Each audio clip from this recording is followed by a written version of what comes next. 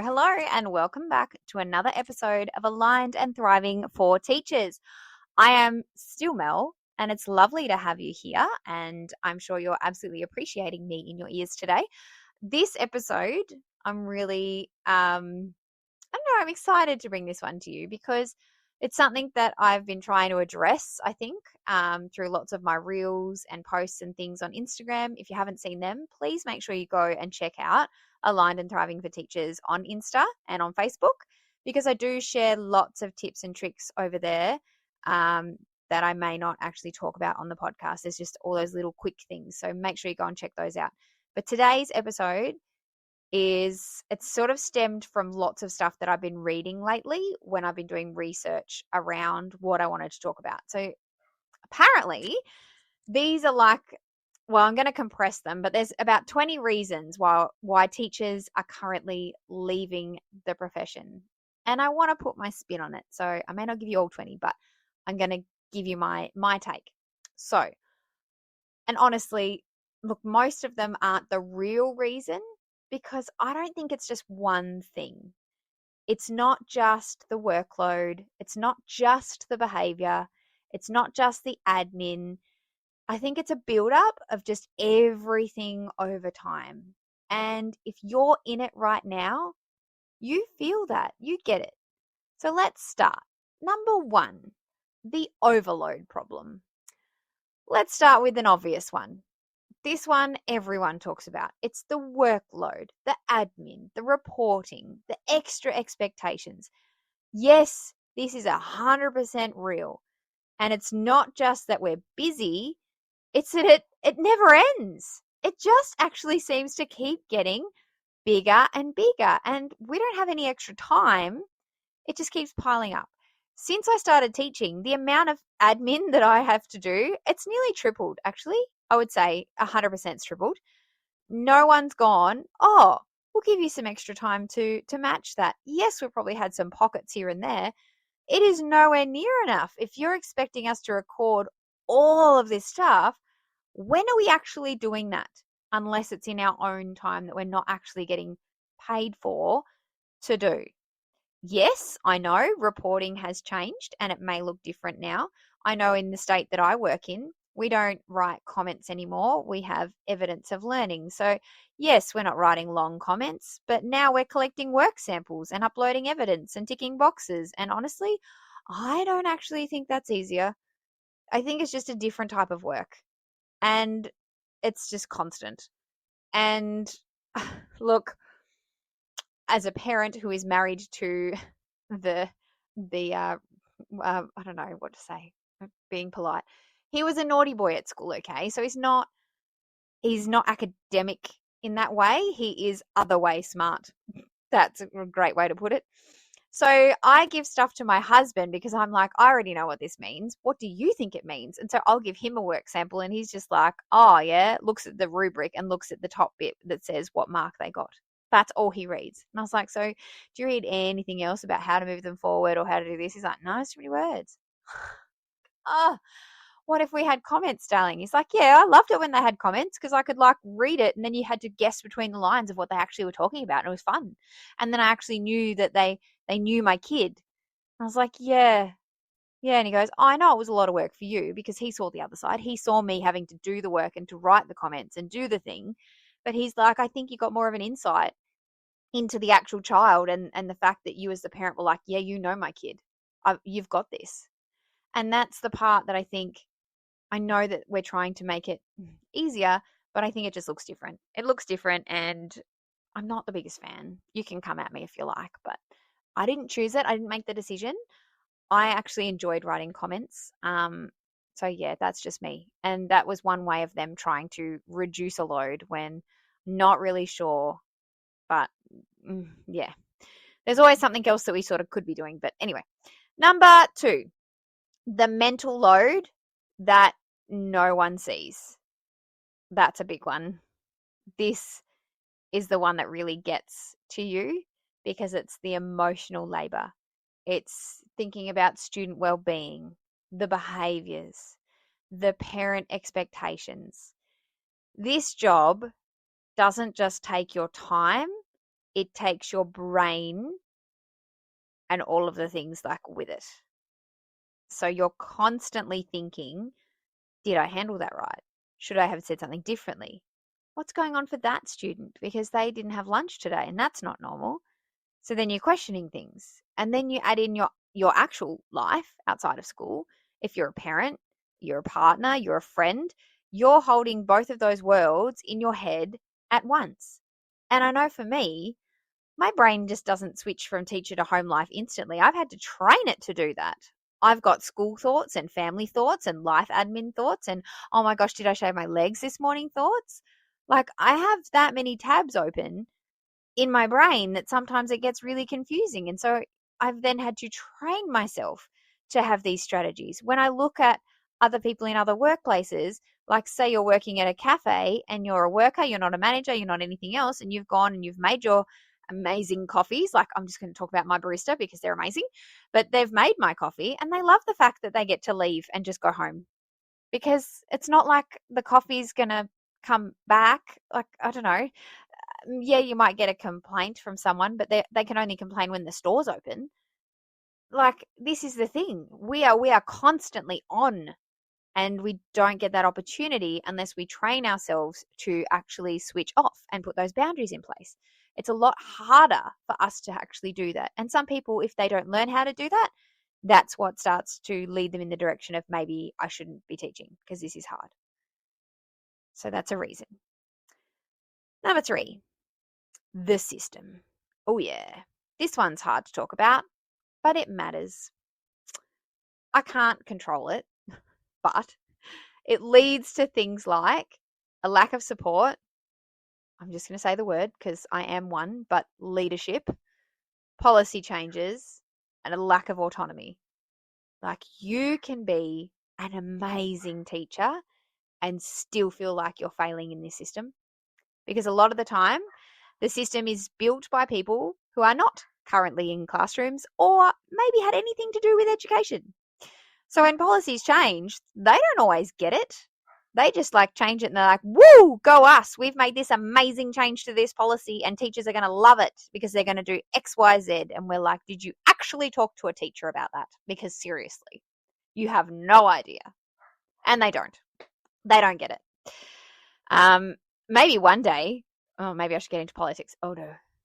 But anyway, maybe one day they might get somewhere where it actually works for a positive. So, but on the flip side, let's talk about leadership. So you might work in a school where leadership genuinely tries to support you. And that matters.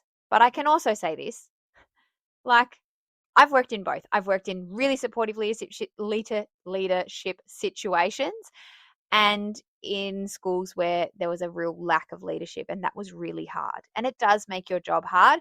And my advice to you in that situation is to seek advice from external providers. Like, you've got access to unions, you've got access to psychologists and people like that who can give you advice as to what you can do for yourself and for your school community and all of that type of stuff. I've been through it all. And if you've got questions, seriously, just ask me. But I think having those experiences have actually made me a better leader, because I've gone, I do not want to be a leader like that, because that person did not give me support. They did not listen to me and they were not honest. And it was like face value. They'd tell me exactly what I wanted to hear, but then they'd do something completely different. And that's why I think I try and make myself a genuine leader. But you also need to check in on them too. That's the other thing. Like, while we're supporting staff, we're often quietly the ones picking up all the extra. So we're holding things together. We might be burning out secretly in the background. That's the hard part. And I know I'm guilty of this, because I would rather pick up the slack and cover something for someone else to save burning out a teacher, because I know how much I can handle. So I will sort of push myself to the limit to support my staff. But then it's really nice when you've got that team mentality of staff where they can see that and they're like, oh, yeah, nah, I'm going to step in and do that because I can see you're already doing X, Y, Z. So you all support each other. And that's what a true team is. You're all working together. Like, yes, I'm on a leadership team. Yes, I am a leader, but I do not necessarily put myself above anyone else. Yes, there are some decisions that I get to make, but I am still a human. I am still myself, and I still like to be a kind human being, and I don't lord that over people. Yes, I've worked with people that do that. I get it. And again, I didn't want to be someone who was like that. But if you're in a situation where you're at a school where that happens, it can make your job feel a lot harder than what it needs to be. And that's why I say go and get yourself the extra support. And if you are in a situation where you've got a great leadership team, then check in on them too. Because as I said, we're human. Then you get to the schools where there's lots of talk and there's not a lot of action. And that's where just frustration builds really fast because you just don't ever know what's going on. And as a system, we don't really support that sort of stuff happening. And the system will make changes and then we're trying to catch up with the changes. And so you're constantly chasing your tail. We can't control that. You just control what you can control. Your circle of influence. That's my advice in relation to that one. Number 4. Oh, the identity and life sort of clash. This one gets most people, I feel. It is the poor work-life balance, the impact on families, the burnout, and leaving for lifestyle. This job doesn't just affect your work, it affects who you are at home. And this is something that I have spoken about before because it takes years to learn. And I'll be honest, I'm still learning. And if you don't figure out your boundaries, this is where you're going to run yourself straight into the ground. This is where teaching starts bleeding into everything, your patience, your energy, your relationships. And this is where balance actually really matters. Not in a, oh, that's a nice idea kind of way. This is what keeps you okay way. And you do not need to feel guilty about that. You do not need to feel guilty about that. Okay? I've made that really clear. And if you're not sure, make sure you go back to previous episodes to check back in on what boundaries can look like and what you can do to protect yourself and your energy and your relationships. I am lived experience of what that can do to you and your family. I am the child of a teacher. I have learned a lot from watching my mum put boundaries in place and watching her grow over the years about what she has said yes and no to. And she would say the same thing about what she has learned and what she's had to grow through and from. Changes that she had to make because they did affect us as a family. And I've witnessed that from the children's perspective. And I've gone, right, I'm a teacher. I'm now a mum. I don't want that for my kids. And my mum says the same thing. Make sure you're not doing that to your children because I know what it did to you and how it felt for you. So make sure you don't do that to your kids. And I'm like, yep, got it. So we have made it our mission to learn from mistakes of other people, mistakes of ourselves, all of that type of thing, and put those boundaries in place. And that's what you need to do. And this is what's causing teachers to actually like burn out and quit and leave because we're not respecting each other's boundaries. We're overloading, where the mental load is there and we're not acknowledging it. The system is falling apart and overloading everyone. And then you've got one identity for that, and then that clashes with your actual real life, and you just can't manage it all. So it just gets really, really hard. Like, that's only 4 reasons. There's up to 20. There's a lot more, but what I've tried to do is like squash them into 4 sort of categories. Is that this is why teachers are leaving. This is why I know you feel the way you feel. I felt this way too. I've come to that point many times where I've gone, I don't think I can do this anymore. If they change this curriculum one more time, I am out that door. And yes, I've been there. But we're not leaving because of one thing. We're leaving because it's that slow build of everything. It's the constant pressure, the mental load, the lack of space to actually switch off. And over time, it just all adds up.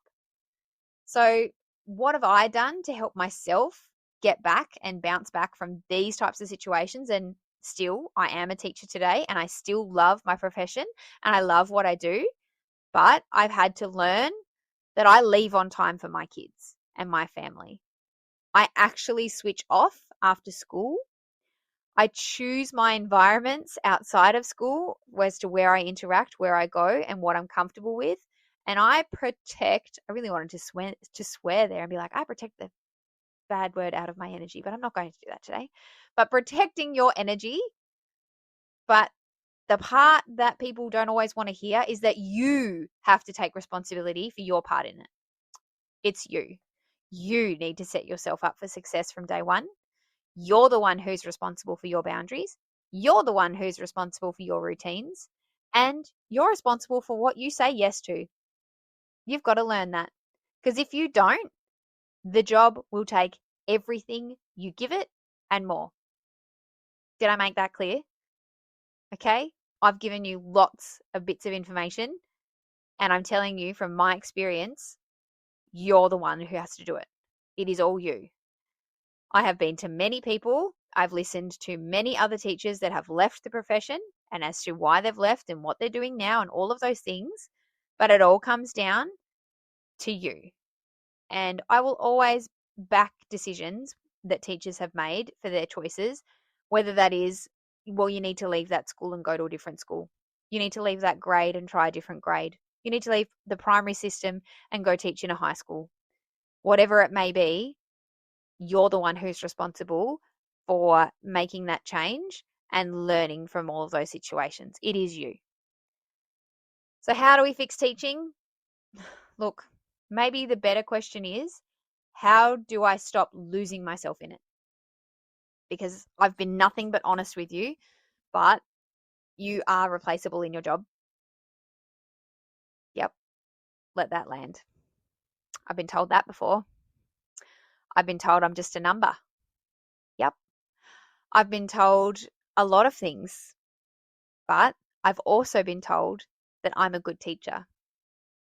And I've been told that I deserve certain things because I do a really good job, because I've learnt over time. But yes, even though we're in a teacher crisis and we can't find teachers, the government seem to think that we're replaceable in our job. And you do need to put that in perspective if you're thinking about your profession and all those things. And I do have to tell myself sometimes that, yes, I am replaceable in my job, but I am not replaceable in my family, in my relationships, or in my own life. There is only one me, there's only one you. And that ultimately is what has to matter, and it matters more. So there's my little snippet for you today. Take out of it what you need. But if this hit for you, I would love to know which part you sort of feel is the most real for you right now, because this conversation needs to be more than just teachers are leaving. It needs to be, but why? And what are we actually going to do about it? That's my little mic drop moment for you all. So whatever you are doing today, remember, in case no one told you, you are doing an amazing job. You are loved. And I hope you have the most amazing day, afternoon, morning, wherever it is, wherever you are at. It has been lovely talking with you all. Goodbye, my loves.